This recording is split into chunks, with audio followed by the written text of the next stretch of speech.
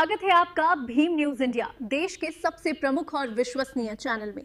आप देख रहे हैं भीम न्यूज इंडिया। नमस्कार, मैं आपके साथ हूं। आइए जानते हैं आज की ताजा अपडेट्स। देश और दुनिया में क्या चल रहा है उसकी पूरी जानकारी लेकर हाजिर हैं। सबसे पहले बात करते हैं आज के मुख्य समाचार की।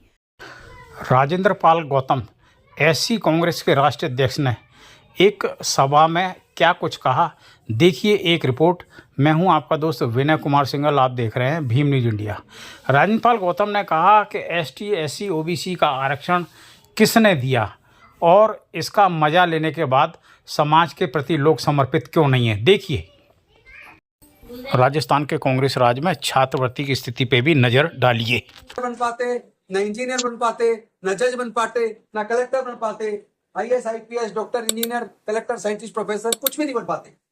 आज भी हम गुलामी कर रहे होते, बिना पैसे के काम कर रहे होते, काम के बदले में पैसे मांगते तो पीछे लात खाते।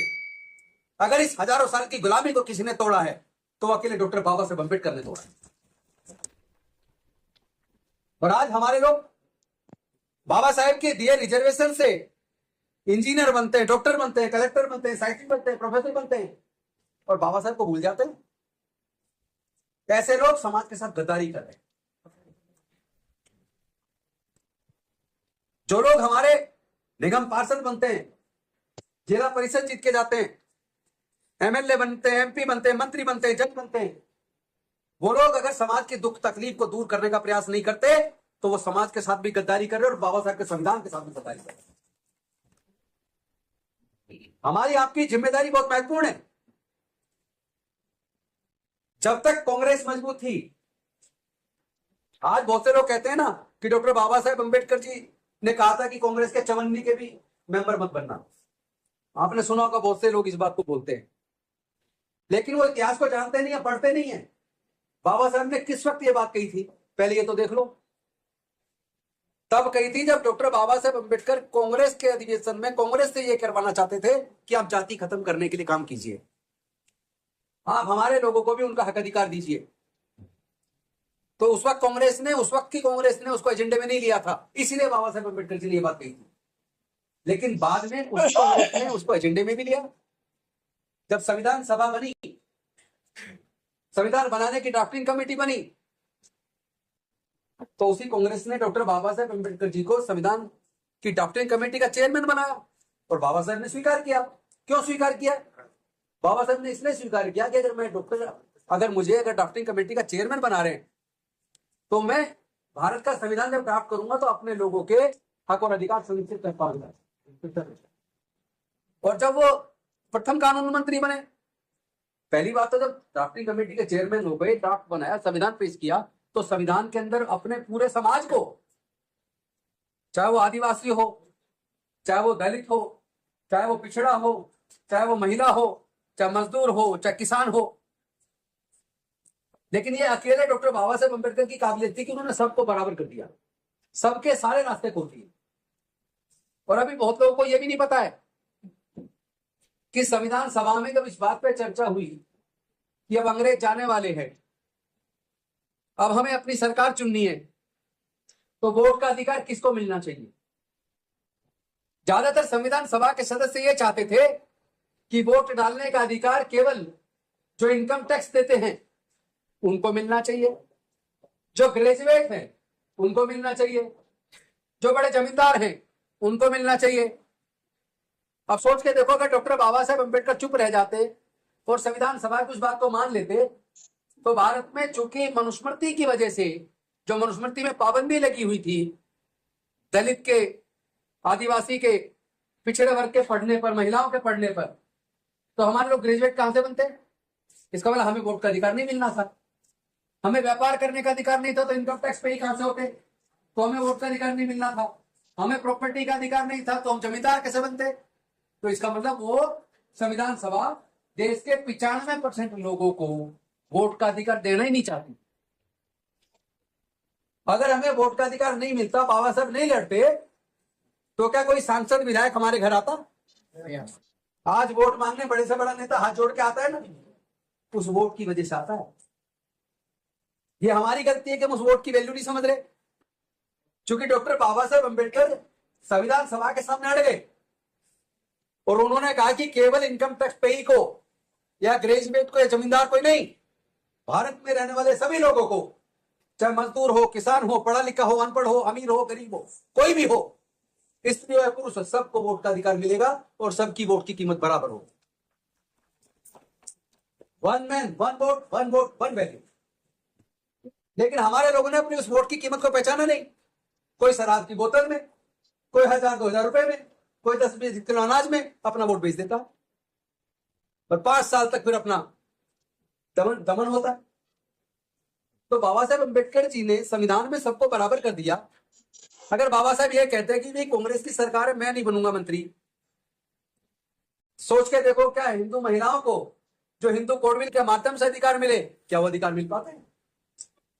अगर बाबा साहेब अम्बेडकर संविधान लिखने की जिम्मेदारी से मना कर देते कि मुझे कांग्रेस के साथ मिलकर काम ही नहीं करना है, मुझे संविधान सभा में जाना ही नहीं है, मुझे कानून मंत्री बनना ही नहीं है आपकी सरकार में, तो सोच के देखो जो कुछ हमें मिला, जो रिजर्वेशन मिला नौकरियों में, शिक्षण संस्थानों में, या जो वोट का अधिकार मिला, एमपी एमएलए बनने का अधिकार मिला, ये जितने भी अधिकार मिले, अगर बाबा साहेब अम्बेडकर संविधान सभा में नहीं होते और बाद में कानून मंत्री नहीं बनते, तो क्या जो वो हमें देकर गए क्या वो हमें मिल पाता? इसका मतलब वो जो लोग ये बात कहते हैं कि चवन्नी के भी वर्कर मत बनना, वो किसी और समय पे कहा था, लेकिन बाद में डॉक्टर बाबा साहेब अम्बेडकर जी ने उसी कांग्रेस के साथ मिलकर अपनी जिम्मेदारी समझते हुए अपने समाज को संविधान के माध्यम से देकर चले गए ना सब कुछ, और जब कांग्रेस की सरकार बन गई, बाकी सरकारों ने क्या दिया और क्या आपका छीन लिया, और कांग्रेस ने हमें क्या दिया, इसका भी अध्ययन कर लेते हैं। जब देश गरीब था तो शिक्षा फ्री थी। कांग्रेस की सरकार में इतना वजीफा मिल जाता था, स्कॉलरशिप के पैसे से ही पढ़ के हमारे लोग इंजीनियर बन गए, जज बन गए, कलेक्टर बन गए, साइंटिस्ट बन गए, प्रोफेसर बन गए, वकील बन गए, तमाम बड़ी बड़ी कुर्सियों पे हमारे लोग बिना पैसे खर्च किए स्कॉलरशिप के पैसे से पढ़ के बन गए। गलत कह रहा हूं क्या? और जब पहले बैंक प्राइवेट होते थे, इंश्योरेंस कंपनियां प्राइवेट होती थी, लेकिन कांग्रेस ने बैंकों का, इंश्योरेंस कंपनियों का राष्ट्रीयकरण किया। इंदिरा जी के टाइम पर बैंकों का, इंश्योरेंस कंपनियों का राष्ट्रीयकरण हुआ, तो उसके अंदर हमारे लाखों लोगों को रोजगार मिला। 100 से ज्यादा पीएसयू बनाए कांग्रेस के टाइम पर। उन पीएसयूज के अंदर हमारे लाखों लोगों को नौकरियां मिली। एक मिडिल क्लास बना हमारे समाज में से। जब नौकरी मिली तो मिडिल क्लास बना ना, कुछ पैसा आने लगा घर में, अच्छा खाने को मिलने लगा, अच्छा पहनने को मिलने लगा, बच्चों के लिए अच्छी पढ़ाई मिलने लगी। अगर ये नौकरी ना मिली होती, सोच के देखो, अगर हमारे लोगों को नौकरियां ना मिली होती तो क्या हमारा मिडिल क्लास बन पाता? मिडिल क्लास बना तो हमने बहुत सारी संस्थाएं बनाई। संस्थाओं को जो चंदा देने का काम कौन करता है? मिडिल क्लास करता है। बामसेफ बनी, बामसेफ मिडिल क्लास की थी ना, नौकरी पैसा थे ना, वो सारे चंदा देते थे तो कांसीराम जी पार्टी बना पाए। अगर वो चंदा नहीं देते, अगर नौकरी ना लगी होती तो चंदा देने के लिए पैसा नहीं होता, पर पैसा नहीं होता तो बामसेफ खड़ी नहीं हो पाती, बामसेफ खड़ी नहीं हो पाती तो राजनीतिक पार्टी खड़ी नहीं हो पाती। तो जो भी कुछ हम लोग कर पाए वो मिडिल क्लास जो बना वो नौकरी से बना। तो हमें थैंक्स करना चाहिए उस सरकार को जिसने नौकरी देने का काम किया, जिसने स्कॉलरशिप देने का काम किया। लेकिन एक ऐसा समय आया जब हमारा समाज किसी न किसी कारण से कांग्रेस से दूर हुआ। मुस्लिम कांग्रेस से दूर हुआ, तमाम अल्पसंख्यक कांग्रेस से दूर हुए। उसके बाद जो सरकारें बनी, उन सरकारों के बनने के बाद क्या हुआ, इसका भी अध्ययन कर लीजिए। और इस बात को इसलिए मत मानना कि मैं कह रहा हूं, राजेंद्र गौतम कह रहा है, खुद जांच परख लो, सारी सरकारों के काम निकाल लो। जब तक कांग्रेस रही उसने क्या क्या काम किए, उसके बाद दूसरी सरकारें बनी उन्होंने क्या क्या काम किए। क्योंकि कांग्रेस के टाइम पर ही scheduled caste component plan, tribal sub plan भी कांग्रेस ने दिया, प्लानिंग कमीशन कांग्रेस ने दिया। सोच बाबा साहेब अम्बेडकर की, बाबा साहेब अम्बेडकर की सोच को कांग्रेस ने लागू किया। जमीन के, खेत की जमीन के पट्टे दिए 20 सूत्री कार्यक्रम में, 20 पॉइंट प्रोग्राम में इंदिरा जी के टाइम पे। एग्रीकल्चर लैंड के भी पट्टे दिए, रेजिडेंशियल प्लॉट के पट्टे भी दिए। लोगों को मकान के लिए पैसा भी मिला उस वक्त। और उसके बाद जैसे जैसे वो कमजोर हुआ, भारत सरकार ने पहली बार डिसइन्वेस्टमेंट मिनिस्ट्री बनाई अटल बिहारी वाजपेयी के टाइम पर, सरकारी संस्थानों को बेचने के लिए। और जो जो सरकारी संस्थान बिक गया, वहीं हमारी नौकरी के रास्ते बंद। उसी सरकार ने धीरे धीरे हमारा स्कॉलरशिप खत्म कर दिया। जो फेलोशिप मिलती थी हमारे पीएचडी स्टूडेंट्स को, वो फेलोशिप भी लगभग बंद। जो नौकरी मिल जाया करती थी, इतने सारे पीएसयू में सारे ज्यादातर पीएसयू बेच दिए, वहां नौकरी खत्म। सरकारी नौकरी में 4th क्लास एम्प्लॉयमेंट को पूरी तरह बंद करके ठेके पे दे दिया, आउटसोर्स कर दिया, वहां नौकरी खत्म। जो सफाई कर्मचारी होते थे, अगर वो पक्की नौकरी है तो 50,000 से ज्यादा तनख्वाह है, लेकिन जो ठेकेदार के तहत काम कर रहा है उसको 8-10 हजार रुपये मिल रहे हैं। तो ये इतना शोषण जो ठेकेदारी प्रथा की वजह से हुआ, 4th क्लास एम्प्लॉयमेंट को पूरी तरह आउटसोर्स करने की वजह से हुआ, देश के सारे पीएसयू बिकने की वजह से नौकरियां चली गई। आज सरकार ने रेलवे आधे से ज्यादा बेच दिया, एयर इंडिया बेच दिया, एयरपोर्ट बेच दिए, आपकी पेट्रोल कंपनियां बेच दी, गैस कंपनियां बेच दी, आधे से ज्यादा बैंक बेच दिए, इंश्योरेंस कंपनियां बेच दी, आपके बंदरगाह बेच दिए, कितने सारे पीएसयूज इन सरकारों ने बेच दिए। तो ये क्या हमारी जिम्मेदारी नहीं है कि सरकारों का अध्ययन करें, सरकारों का तुलनात्मक अध्ययन करें कि कांग्रेस की सरकार के टाइम तक क्या मिला और जब से कांग्रेस की जगह दूसरी सरकारें आई तब क्या मिला, कांग्रेस के सरकार के टाइम पे हमारा क्या छिन गया और दूसरी सरकारें आने के बाद क्या हमारा छिन गया। जब इसका तुलनात्मक अध्ययन करोगे, कंपैरेटिव स्टडी करोगे, तो पता चलेगा हमने क्या खोया और क्या पाया, किस सरकार ने क्या दिया, किस सरकार ने क्या छीन लिया, तब पता लगेगा। इसलिए किसी के कहने में आने की जरूरत नहीं है। आज वो सामाजिक न्याय की लड़ाई जो कभी डॉक्टर बाबा साहेब अम्बेडकर जी ने, फूले जी ने, साहू जी महाराज ने लड़ी, उसी सामाजिक न्याय की लड़ाई को जिसको बाद में मानवर कांसीराम साहब ने भी लड़ा, आज पूरे देश में उस सामाजिक न्याय की लड़ाई को जाति की गणना, शैक्षणिक और आर्थिक सर्वे, डाटा कलेक्ट करना, समाज का एक्सरे करना, किसको क्या मिला, किसको नौकरी मिली, कौन कितना पढ़ पाया, किसकी पढ़ाई छूट गई, किसको प्राकृतिक संसाधनों में कितना हिस्सा मिला, किसकी हकमारी हुई, ये सारा का सारा जब जाति की गणना होगी, सोशियो इकोनॉमिक एजुकेशनल सर्वे होगा, डाटा कलेक्ट होगा, तब सरकार को इन सभी वर्गों के विकास के लिए योजना बनाने में मदद मिलेगी। तो इस सर्वे की लड़ाई को, जाति की गणना की लड़ाई को कौन लड़ रहा है, कौन लड़ रहा है? अकेले राहुल गांधी से क्या कोई दूसरा राष्ट्र का बड़ा नेता जिस लड़ाई को लड़ रहा हो?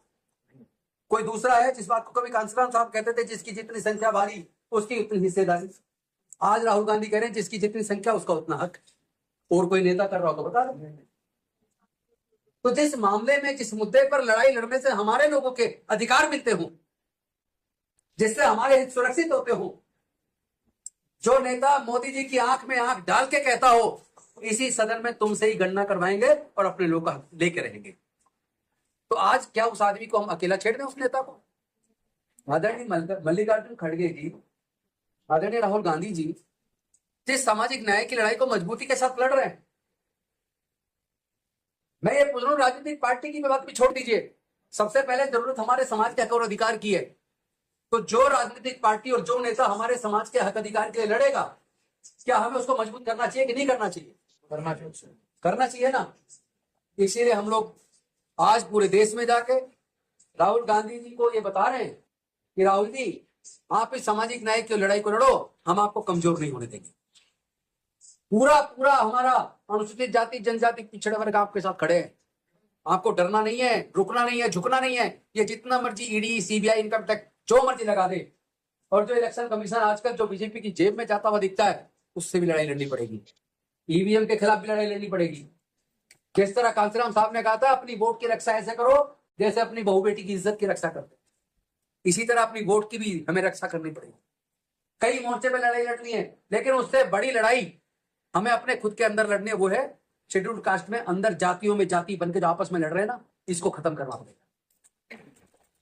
जब तक हम अपनी जातियों में बटे रहेंगे, एक तरफ तो हम कहते हैं जाति की वजह से हमारा उत्पीड़न होता है, कहते नहीं, और सच भी है कि हमारा उत्पीड़न किस वजह से होता है? जाति की वजह से।